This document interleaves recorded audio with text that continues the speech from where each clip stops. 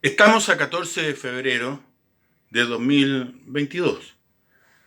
Hoy es el Día del Amor. Deberíamos hablar de eso. Pero lamentablemente una cadena de televisión progresista, que habitualmente tiene una visión latinoamericanista y ponderada de las cosas, ha publicado algo que no se corresponde con la realidad y que ofende los derechos de Chile. Ha señalado, se ha preguntado cómo le arrebataron los derechos marítimos a Bolivia un 14 de febrero con la ocupación de Antofagasta. Ese interrogante, que tiene un supuesto implícito, es impropio, no se corresponde con la historia de lo que realmente aconteció y con la realidad jurídica de esos hechos. Primero, Bolivia nunca tuvo mar. Bolivia es una escisión de Perú, producida por cierto chauvinismo pequeño en Bolivia y amparado por dos venezolanos, don Simón Bolívar y el señor Sucre. Este último incluso, para halagar al primero, aceptó el nombre de Bolivia para acercarlo a Bolívar. Y sacó un decreto muy especial, creando el puerto de Cobija. ¿Para qué necesitaban un decreto si ellos naturalmente tenían mar? Ese Cobija nunca pasó de ser un caserío, porque era contra natura, no correspondía a la necesidad del nuevo país que aparecía respecto de una eventual salida al mar, que siempre fue Arica y Tacna. Bolivia nunca tuvo mar. Bolivia es una decisión de Perú que quedó sin mar, producto de la decisión. Por eso se hicieron gestiones para que Perú le cediera originalmente Tacna y Arica, infructuosa. Segundo, podemos decir que Bolivia nunca tuvo mar porque nunca tuvo buques, nunca tuvo naves, nunca tuvo puertos, nunca tuvo barcos, nunca tuvo marina de guerra, ni grande ni chica, de ninguna especie. Cobija, que fue lo que creó Sucre, que sacó un decreto, nunca pasó de ser un caserío insignificante contra natura, porque la salida natural para Bolivia siempre ha sido Arica, Tacna. No esa vuelta hacia abajo. Cuando aparecieron la riqueza del salitre y el guano, las heces de los pájaros, todos los barcos extranjeros vinieron a pagar impuestos a Valparaíso, reconociendo la soberanía chilena. Nunca nadie fue a pagar impuestos a Sucre, ni a La Paz, ni a Bolivia, ni a ninguna parte. Vinieron a Valparaíso. El derecho debe seguir la realidad. Cuando se produce la reivindicación de la zona de Antofagasta y del puerto de Antofagasta para Chile, dejando sin efecto el tratado por incumplimiento de Bolivia, dejando sin efecto el tratado de 1866, el 92% de las personas que vivían en Antofagasta eran chilenos, que para defender los derechos de Chile, que eran los derechos de ellos mismos de trabajar en esos terrenos amparados por un tratado de 1874, y las empresas eran chilenas, incluso habían formado una organización, la Liga de la Patria, pero de manera prepotente el gobierno de don Hilarión Daza de Bolivia en ese momento pretendía incautar, quedarse con la salitrera a partir de unos impuestos que contrariaban un tratado y que lo había inventado él mismo, un año antes, a partir de febrero de 1878, y a los mineros chilenos arrojarlo al desierto. Así se lo escribió en una carta a Severino Zapata, que era el prefecto de Antofagasta, boliviano. Incluso se mofó de los chilenos, dijo: tendrán que morder, tendrán que reclamar, pero no harán otra cosa, no tienen presencia de ánimo, no tienen espíritu. O sea, además nos creía cobarde. Bien, ¿cómo parte esto? A partir de 1842 esta zona se hace conflictiva porque Bolivia declara no reclama mar, reclama que tiene derecho en las guaneras y en las salitreras. Esto Chile nunca lo aceptó en ningún tratado internacional, ni nadie internacionalmente lo reconoció. En 1842, precisamente el presidente de Chile, Manuel Bulnes, sacó una ley reivindicando aquella zona. En 1862, con muchos criterios, incluso el Parlamento peruano autoriza a su gobierno a declararle la guerra a Chile si no encuentra una solución que reconozca sus supuestos derechos en esta zona en conflicto, en la que ellos no tenían nada, ni barco, ni buque, ni construcciones, ni nada. Bien, se produce el año 1864, entre 64 y 66, una guerra con España, que había mandado una flota muy arrogante, doña Isabel II, hija de Fernando VII, con ciertos fines de reconquista, y que ofendió gravemente al Perú. Chile salió en su ofensa, consiguió que se incorporaran Ecuador, que se incorporara Bolivia, y pagamos caro eso porque el puerto de Valparaíso fue bombardeado e incendiado, y Chile no tenía barcos de guerra como para defender aquello. Por eso después se compraron un par de blindados. El Cochrane y el otro blindado que fueron tan importantes, y el Blanco de Calaba en la Guerra del Pacífico. Con ese propósito, no de agredir a nadie, sino que por defender a Perú nosotros nos habíamos visto con nuestro principal puerto incendiado. Este triunfo sobre la flota española creó un ambiente latinoamericanista.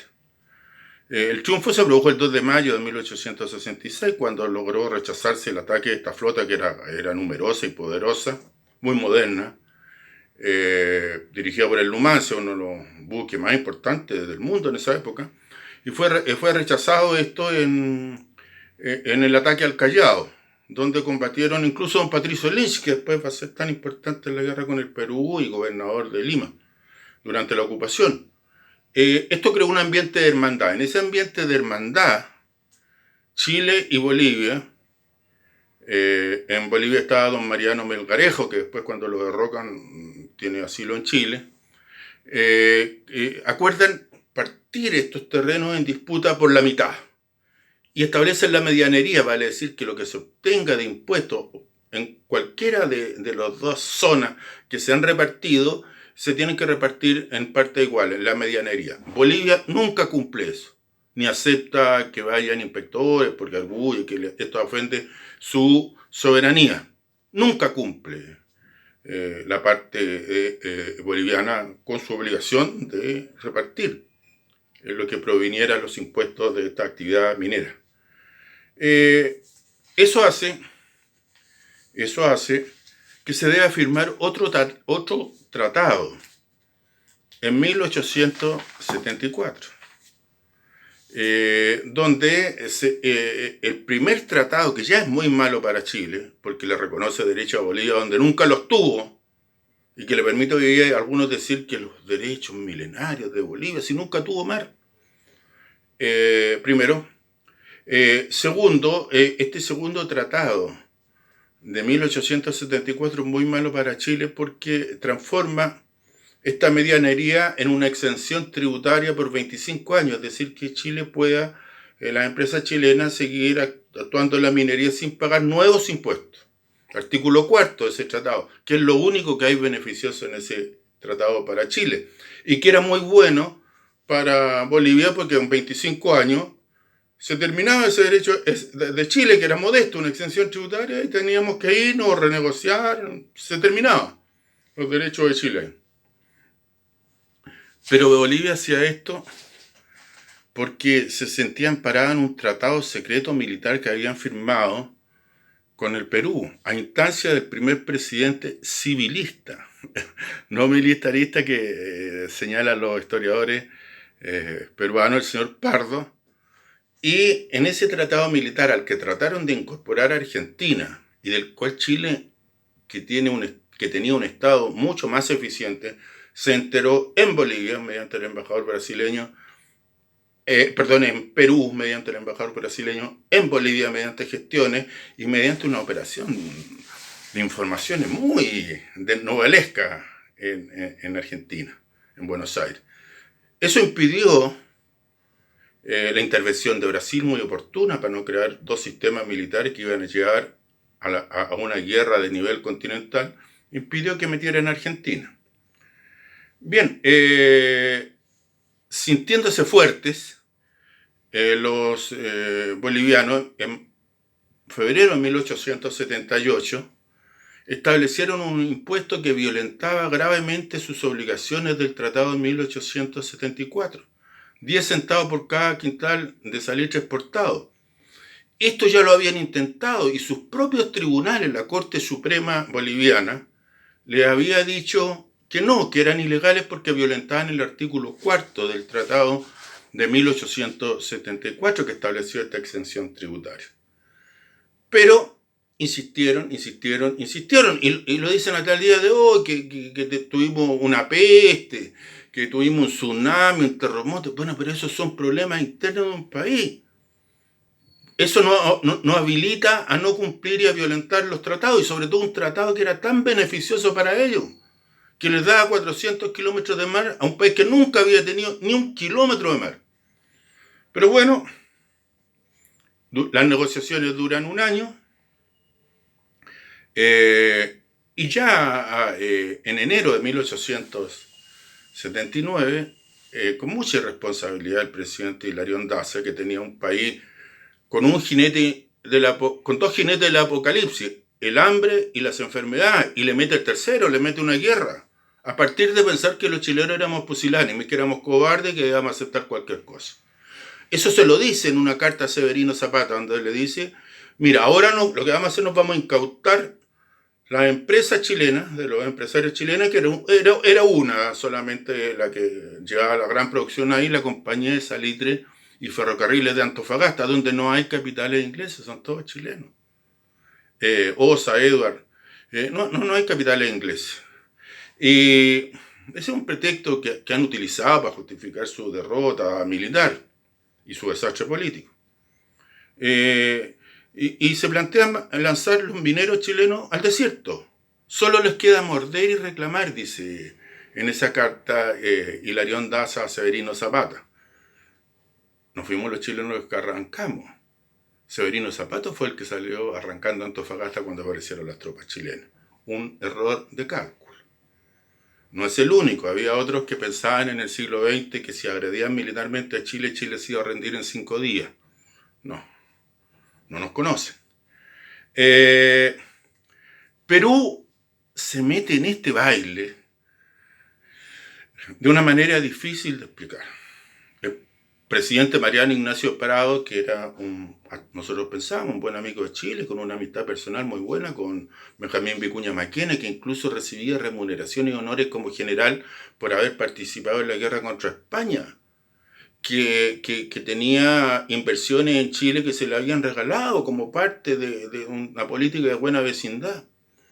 El embajador Godoy Cruz, luego de la ocupación el 14 de febrero de 1879 de Antofagasta, 92% de los habitantes eran chilenos allí, y toda la actividad empresarial era chilena, todos los capitales que movían esa zona. Godoy Cruz le dice a Mariano Ignacio Prado, el presidente de Perú, le pido 3 palabras, nos declaramos neutrales. No puedo, dice. No puedo.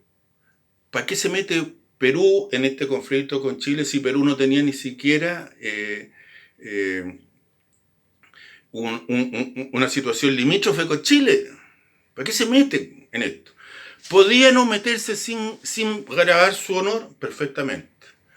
El Tratado Secreto de 1873 que hicieron ex profeso contra Chile establecía que cuando el conflicto venía de uno de los signatarios, el otro tenía el derecho de calificar si este signatario había causado el conflicto, y en ese caso podía desentenderse de sus obligaciones militares del tratado. ¿Qué era el caso? Bolivia no quería cumplir un tratado por problemas económicos internos, en lo que Chile no tenía nada que ver, y eso creaba el conflicto, y Perú perfectamente podía haber dicho, mire, aquí Bolivia está creando el conflicto, como lo dicen después grandes historiadores peruanos como Jorge Basadre. Perú se metió en el lío y no quiso ser neutral, pero además hizo algo peor. Mandó al señor Lavalle, un diplomático muy avesado, a Santiago de Chile, a ofrecer al Perú como mediador Y el señor Lavalle dijo aquí que no conocía este tratado secreto en 1873, pero si eso Chile lo conocía desde siempre, desde que lo habían firmado. O sea, nos trató de hacer tontos. Y además, simultáneamente, Perú le mandaba armas a Bolivia. Y ganaba tiempo porque cuando se desatara el conflicto, podían caer la prohibición de comprar armas que produce naturalmente cualquier conflicto bélico. Estaba ganando tiempo. Lo pagó muy caro el señor eh, Lavalle. Un hijo de él muere en la guerra del Pacífico.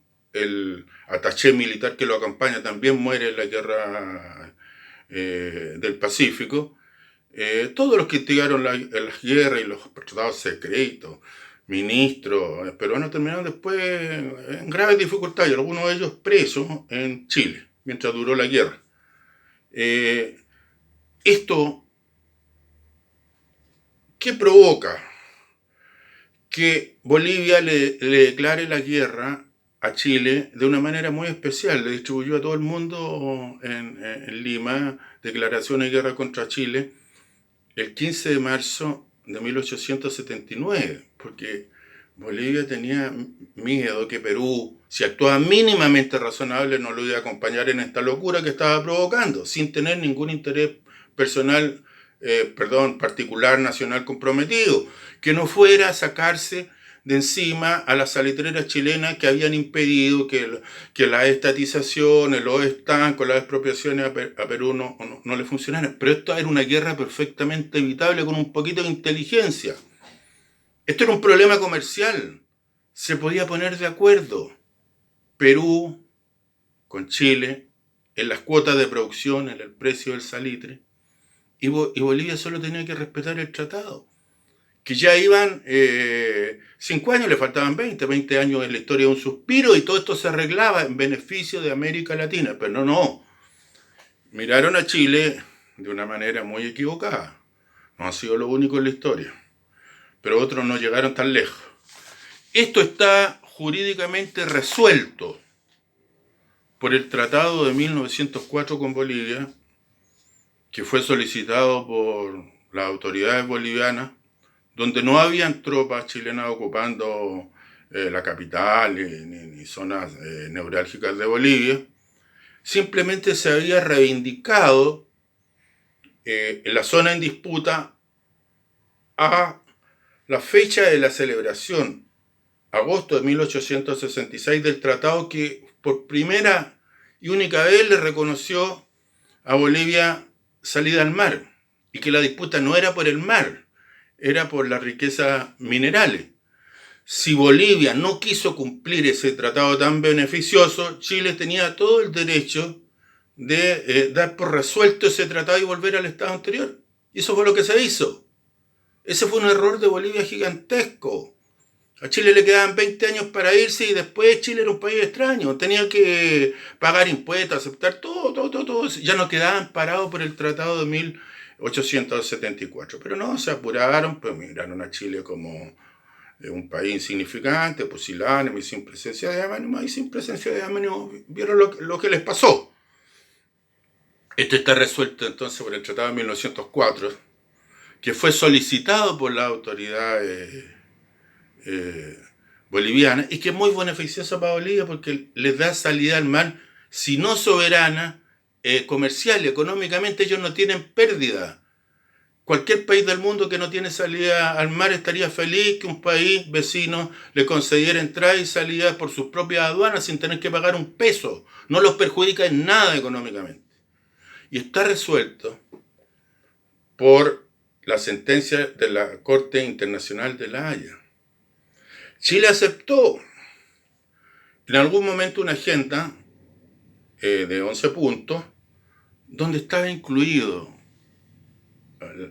buscar una salida al mar de Bolivia. Bolivia provocó una guerra.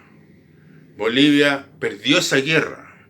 En esa guerra perdió lo que le había sido concedido por tratado y que nunca había tenido, el mar. Entonces ahora tenía que tener un poquito de paciencia. Pero no, querían rápido. Y además insultan, ladrones, faltan a la historia, inventan batallas que no han existido, como la batalla de Cancha Blanca, van a tribunales internacionales. Bien, 14 de febrero de 1879. Chile no tiene nada que avergonzarse. Chile cumple sus obligaciones internacionales, nos cuesten o no nos cuesten. Hace poco se perdió un juicio internacional, precisamente en La Haya, con Perú, y se cumplió. Chile cumple sus obligaciones jurídicas internacionales. Eso le hace bien a los países y le hace bien a sus intereses y le hace bien a la humanidad. No se puede andar a las patadas, porque eso al final siempre se vuelve en contra.